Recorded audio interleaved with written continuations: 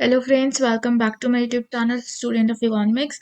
So in this video I present the economics paper Master of Arts Economics paper of December 2023 जो अभी हुए हैं। यहाँ पे फर्स्ट जगह है, यहाँ पे पेपर आप देख सकते हैं MEC 101 माइक्रो इकोनॉमिक्स एनालिसिस। ठीक है, तो इसमें जो है दो सेक्शन आते हैं। दो सेक्शन में से हमें 7 क्वेश्चंस करने होते हैं टोटल। एंड सेक्शन 1 जो है यहाँ पे 2 क्वेश्चंस हमें करने हैं। आप देख सकते हैं जैसे कि यहाँ पे हमें सिर्फ 2 क्वेश्चंस करने हैं सेक्शन 1 में से। ठीक है, और ईच क्वेश्चन जो है वो 20 मार्क्स का है। टोटल 40 मार्क्स का ये सेक्शन है। ओके, सो फर्स्ट जो हमारा क्वेश्चन है वो कहता है इंडिविजुअल कंज्यूमर यूटिलिटी फंक्शन जो है हमारे पास ये दे रखा है। ओके, इनकम हमें दे रखी है 20, प्राइस हमें P1 एंड P2 दे रखा है। तो हमें क्या डिटरमाइन करना है? यूटिलिटी मैक्सिमाइजेशन चॉइस हमें डिटरमाइन करनी है, जो हम DOF के थ्रू कर सकते हैं। को इस क्वेश्चन का आंसर चाहिए तो आप मुझे कमेंट बॉक्स पे मैसेज कर सकते हैं। मैं इस क्वेश्चन का आंसर आपको प्रोवाइड कर दूंगी कि इस क्वेश्चन का आंसर कैसे निकलेगा डायरेक्ट यूटिलिटी फंक्शन के थ्रू। तो हमारा ए पार्ट तो यहाँ पे कंप्लीट हो जाएगा। ठीक है, नो सॉरी, ए पार्ट का हमारे पास सेकेंड पार्ट भी है, तो हमें ये भी करना है। यहाँ पे सेकेंड पार्ट हमें ये कह रहा है कि डुअल प्रॉब्लम फॉर्मुलेट करनी है and solve the maximum expenditure needed to attain the utility level as in A।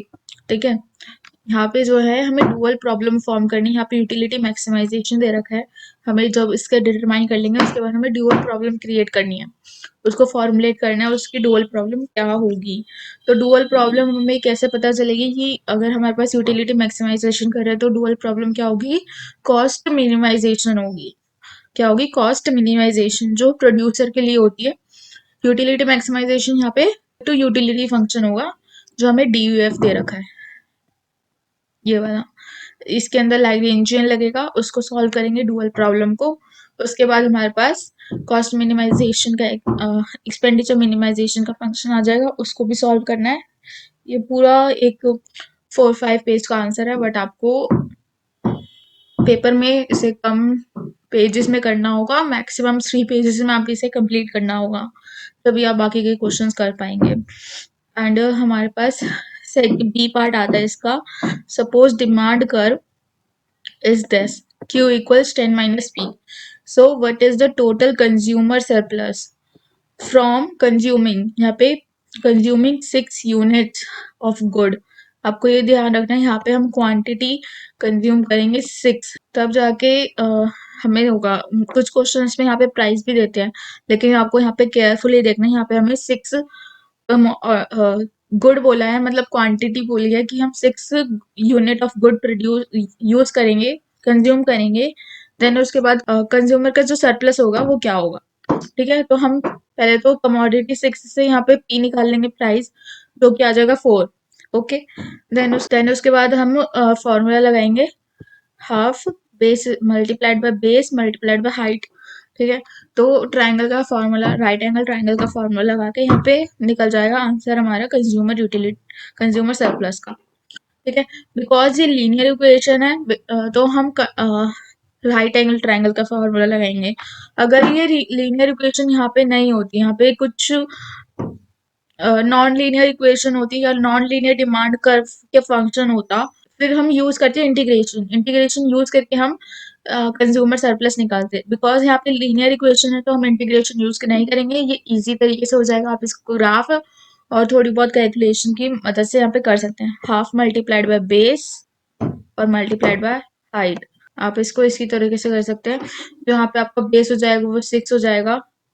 ठीक है, 6 बेस हो जाएगा, और हाइट के लिए आपको 10 में से आप अगर आप 4 माइनस करेंगे जो कि हमारा प्राइस है, तो हाइट भी यहाँ पे 6 हो जाएगी हमारी। तो 6 6 या 36, आप इसको यहीं से कट कर सकते हैं। 2 डिवाइडेड बाय, यहाँ पे बेस करेंगे तो यहाँ पे 3 आ जाएगा। 3 मल्टीप्लाइड बाय 6 इज इक्वल्स 18। तो यहाँ पे हमारा जो कंज्यूमर का सरप्लस होगा वो 18 आ जाएगा।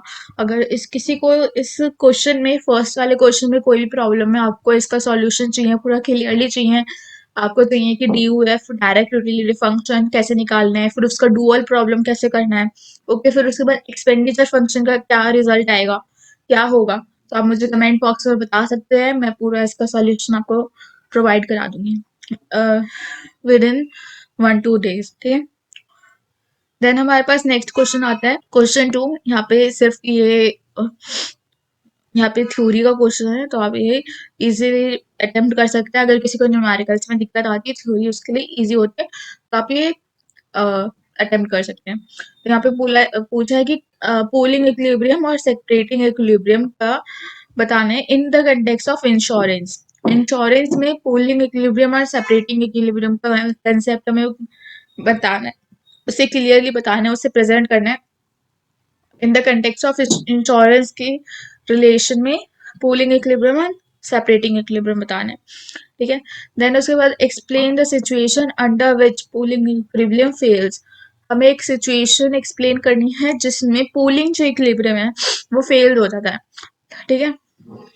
देन उसके बाद ये वाला जो क्वेश्चन है वो 15 मार्क्स का है, ठीक है, ए वाला। देन उसके बाद हमारे पे बी पार्ट आता है, यहाँ पे सेकंड बेस्ट थ्योरी पूछी, आप इसको एक्सप्लेन कर सकते हैं शॉर्ट नोट की तरह आप लिख सकते हैं, क्योंकि शॉर्ट नोट भी मोस्टली 5 मार्क्स के आ जाते हैं, तो आप इसको 200 वर्ड्स में ज्यादा से ज्यादा लिख सकते हैं, ओके। देन हमारे पास थर्ड क्वेश्चन आता है production function of a small shop that frames picture is. Production function ये दे रखा है, ठीक है, स्मॉल शॉप का प्रोडक्शन फंक्शन ये है, और वो जो शॉप है वो फ्रेम करती है पिक्चर्स। तो हमारे पास यहाँ पे जो क्यू है वो नंबर ऑफ पिक्चर्स है पर डे। क्यू क्या है? Number of pictures framed per day, okay. Labour है एल से labour hour, labour hour, capital is machine hour, okay. यहाँ पे कैपिटल आर भी बोल सकते हैं, के इज कैपिटल हम डिनोट करते हैं, बट यहाँ पे मशीन आर्स उन्होंने बोला है, ठीक है। तो ये कह रहे हैं कि suppose 9 labour hours and 9 machine hours are used per day, ठीक है। मतलब जो यहाँ पे 9 हम यूज कर रहे हैं, 9 labour our 9 machine our, okay. What is the maximum number of pictures that can be framed in a day. तो हम सिंपल सा हम यहाँ पे फॉर्मूला, यहाँ पे प्रोडक्शन फंक्शन का ये दे रखा है प्रोडक्शन फंक्शन, उसमें हम लेबर की वैल्यू पुट करेंगे, कैपिटल की वैल्यू पुट करेंगे, सिंपल आ जाएगा 5 9 जब हम यहाँ पे इसका रूट हटाएंगे तो सिंगल 9 रह जाएगा, तो यहाँ पे 5 मल्टीप्लाइड में 9 आएगा, ओके। तो हमारा टोटल नंबर ऑफ पिक्चर्स कितना फ्रेम्ड होगा इन अ डे, डे में, तो हमारे पास 45 पिक्चर्स फ्रेम होगी, मैक्सिमम नंबर है, ओके, इन अ डे में, इन पर डे, ठीक है। देन उसके बाद ये कहते हैं calculate the marginal product of labour there 9 labour hour used each day together with 9 machine hour. अब इन्होंने कहा है मार्जिनल प्रोडक्ट हमें डिटरमाइन करना है, जो कि हम टोटल लेबर आवर से कैलकुलेट कर सकते हैं। इजी क्वेश्चन है, आपको इसमें ज्यादा कुछ करना नहीं है, ये निकल जाएगा easily, okay. Suppose the firm doubles both the amount of labour and machine hour. उन्होंने डबल कर दिया, पहले हम 9 यूज कर रहे थे तो उन्होंने डबल कर दिया, इट मीन्स उन्होंने 18 कर दिया दोनों को, 18 labour hour 18 machine hour, okay. 18 labour 18 machine hour दोनों डबल कर दिया पर डे, 18 यूज कर रहे हैं। Then calculate the increase in input, कितना इंक्रीज हुआ इनपुट में, comment on the return to scale in terms in operation, ठीक है। कितना इंक्रीज हुआ है इनपुट में, ठीक है, और उसके ऊपर कमेंट करना है कि रिटर्न टू स्केल कौन सा है इन ऑपरेशन, ठीक है, ओके। तो हम क्या करेंगे अब हमने जो यहाँ पे प्रोडक्शन फंक्शन देखा है ये वाला, इसमें हम 18 यहाँ पे पुट करेंगे, लेबर की जो ये 18 लेबर की वैल्यू 18 पुट करेंगे, कैपिटल की वैल्यू 18 पुट करेंगे। देन 18 का रूट हटाएंगे तो सिंगल 18 बचेगा, ओके। 18 मल्टीप्लाइड 5 करेंगे तो हमारे पास 90 आएगा आंसर, ठीक है। तो हमारा आंसर 90 आएगा, जो कि क्यू की वैल्यू होगी, ठीक है। अब हमें इनिशियल जो इनपुट था, इनिशियल आउटपुट जो था ये वाला जो हमने पहले निकाला था कि कितना फ्रेम्ड हो रहा है यहाँ इस वाले पार्ट में, ठीक है, वो था 45, अगर आपको याद हो तो वो था 45। अब 45 में से 45 जो है हम माइनस कर देंगे 90 में से, तो हमारे पास कितना इंक्रीज हुआ, 45 इंक्रीज हुआ, it means this is constant, constant return to scale में क्या होता है, जो हम अगर लेबर और इनपुट, मतलब इनपुट जो है कैपिटल और लेबर दोनों इक्वली इंक्रीज करते हैं, तो हमारे पास जो आउटपुट का इंक्रीज होता है वो भी सेम लेवल पर होता है। ठीक है, this is constant return to scale. तो आप यहाँ पे ये रिटर्न टू स्केल की पहले डेफिनेशन दे सकते हैं, रिटर्न टू स्केल होता क्या है, फिर उसके बाद कांस्टेंट रिटर्न टू स्केल बता सकते हैं कि कांस्टेंट रिटर्न टू स्केल क्या होता है, कि यहाँ पे कांस्टेंट मिल रहा है। ओके, तो ये हो जाएगा, सिंपल सा क्वेश्चन है, ज्यादा कुछ पूछा नहीं है इन्होंने। पहले टोटल प्रोडक्ट पूछा है, टीपी पूछा है, टोटल प्रोडक्ट। ओके, फिर उसके बाद मार्जिनल प्रोडक्ट पूछ लिया, लेबर का पूछा है, दोनों का नहीं पूछा, टोटल प्रोडक्ट ऑफ लेबर पूछा है, तो यहाँ पे आप सिर्फ लेबर का निकाल देंगे। देन उसके बाद इन्होंने फिर से इंक्रीज कर दिया, दोनों को 18 कर दिया। ठीक है, 18 करने के बाद जो यहाँ पे आउटपुट में इंक्रीज हुआ है उन्होंने वो पूछा है। जब 9 से 18 कर दिया तो इट मीन्स लेबर और इनपुट दोनों डबल किए, इट मीन्स आउटपुट भी इंक्रीज होगा विद द सेम लेवल। ठीक है, यहाँ पे 45 का आउटपुट इंक्रीज हुआ, जो आप यहाँ पे बता सकते हैं increase in output is 45 5। And then return to scale आप यहाँ पे बता सकते हैं, रिटर्न टू स्केल की पहले डेफिनेशन दे दीजिए, देन उसके बाद कह दीजिए इस वाली प्रोडक्शन फंक्शन में जो है, इस वाले क्वेश्चन में जो है कांस्टेंट रिटर्न टू स्केल हमें मिल रहा है प्रोड्यूसर को। ठीक है, बिकॉज उसने इनपुट इंक्रीज किया with with with x level, and output भी उसे इंक्रीज मिला विद एक्स लेवल। ठीक है, देन उसके बाद यहाँ पे बी पार्ट आता है थर्ड क्वेश्चन का। इन्होंने क्या है, the term shepherd lemma define करनी है, हमें टर्म शेफर्ड लेमा डिफाइन करना है। ठीक है, इन्होंने बोला फिर उसके बाद assume that the production function of a producer is given by this। Production function जो है ना प्रोड्यूसर का, वो ये दे रखा है यहाँ पे, तो यहाँ पे क्यू एल और के, आउटपुट लेबर एंड कैपिटल है। Okay, if labour cost is this 1 rupees per unit जो है ना लेबर की कॉस्ट 1 रुपी है, एंड कैपिटल की कॉस्ट जो है 2 रुपीज है per unit. Find the least cost combination of inputs. Simple है, आप यहाँ पे वैल्यूज पुट करेंगे 1 और 2 को, तो यहाँ पे आपको मिल जाएगा। और यहाँ पे ये जो है कॉब डगलस प्रोडक्शन फंक्शन लगा हुआ है, यहाँ पे आप पावर बाहर निकाल सकते हैं दोनों को ऐड करके, तो बहुत इजी है, क्वेश्चन भी हो जाएगा। Okay, if you have any doubt in the numerical portion you can comment and ask for the answers. I can provide it to you. So any doubt, please comment. So हमारा next question आता है section 1 का। यहाँ पे हमें short notes लिखनी है, नहीं सॉरी डिफरेंस बताना है, डिफरेंस बताना है, शॉर्ट नोट नहीं है, डिफरेंस बताना है। तो यहाँ पे चारों को डिफरेंस बताना है, चार जो है 5 मार्क्स के होंगे, तो ईच जो है 5 मार्क्स का, तो ये बहुत इजी है। कंज्यूमर सरप्लस प्रोड्यूसर सरप्लस में सबको पता है डिफरेंस क्या होता है। होमोजीनियस होमोजेनेटिक पता है, प्रोडक्शन फंक्शन में क्या डिफरेंस होता है थोड़ा बहुत आप पढ़ लेंगे, उसमें आपको क्लियर हो जाएगा। अगर आपको फिर भी इसका कंटेंट कहीं नहीं मिल रहा है, ठीक है, अच्छे से एक क्रिस्पी वे में, तो आप मुझे कमेंट कर दीजिए, मैं इसका आंसर भी आपको प्रोवाइड करा दूंगी। देन उसके बाद third, first degree and third degree price discrimination है, एडवर्स सिलेक्शन, मॉरल हैजर्ड। ठीक है, बहुत इजी क्वेश्चन है ये वाला सबसे इजी है, मोस्ट इजीएस्ट क्वेश्चन है, जो पढ़ के गया होगा, जिसने अच्छे से एग्जाम दिया है, या आप जो देने वाले हैं जून या दिसंबर में, उसके लिए आप प्रिपेयर कर सकते हैं, बिकॉज इसी टाइप के क्वेश्चन अभी आएंगे। सो हम नेक्स्ट सेक्शन की तरफ बढ़ते हैं आगे। तो हमारा सेक्शन आ गया 2, यहाँ पे हमें सिर्फ 5 क्वेश्चन करने हैं, और जो 5 क्वेश्चन है वो 12 मार्क्स के हैं, दो सारे के सारे। ठीक है, तो आप कोई भी क्वेश्चन कर सकते हैं। तो यहाँ पे हमारे फर्स्ट बोला है कि फिफ्थ का ए पार्ट है, define expansion path. Expansion path क्या होता है, ठीक है, prove that the decreasing returns to scale shows diminishing returns to variable factor। Did you understand the question? हमें ये प्रूव करने को बोला है डिक्रीजिंग रिटर्न्स टू स्केल जो होता है वो diminishing return two variable factor होता है। यहाँ पे वेरिएबल फैक्टर कौन सा होता है, लेबर। कौन सा होता है, लेबर। ठीक है, वेरिएबल फैक्टर जो होता है लेबर होता है, और फिक्स्ड फैक्टर जो होता है वो होता है कैपिटल।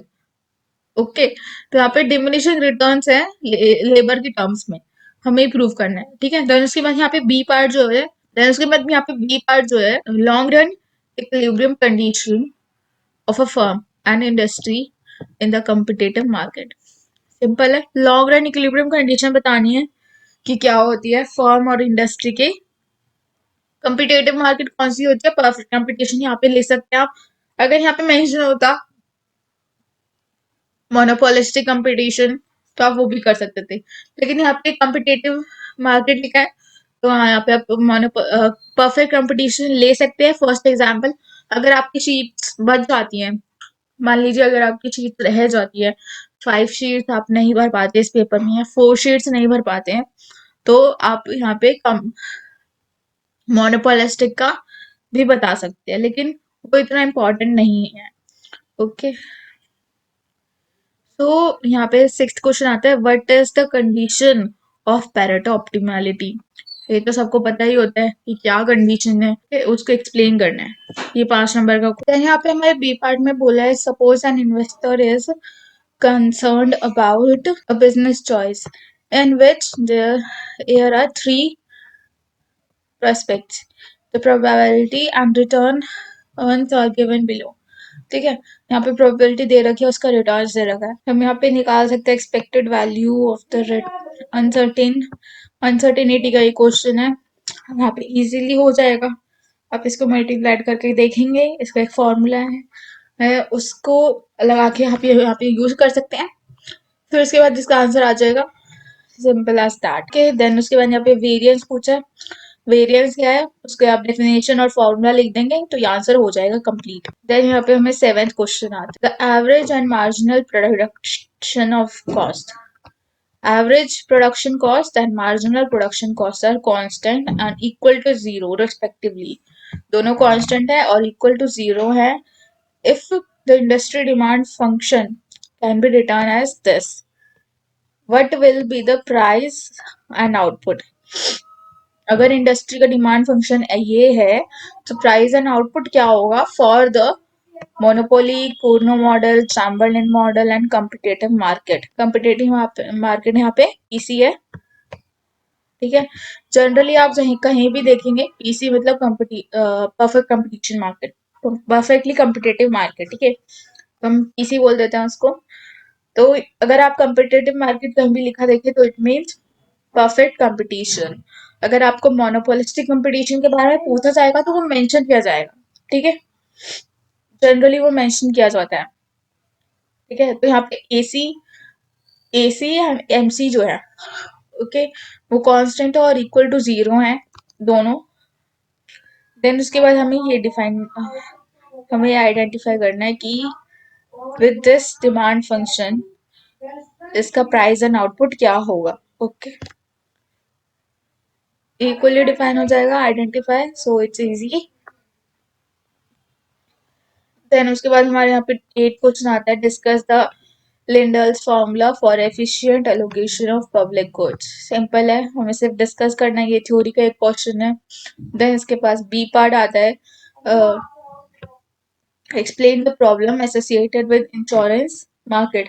इंश्योरेंस मार्केट में जो प्रॉब्लम होती है उसको हमें बस एक्सप्लेन करना है तो हो जाएगा।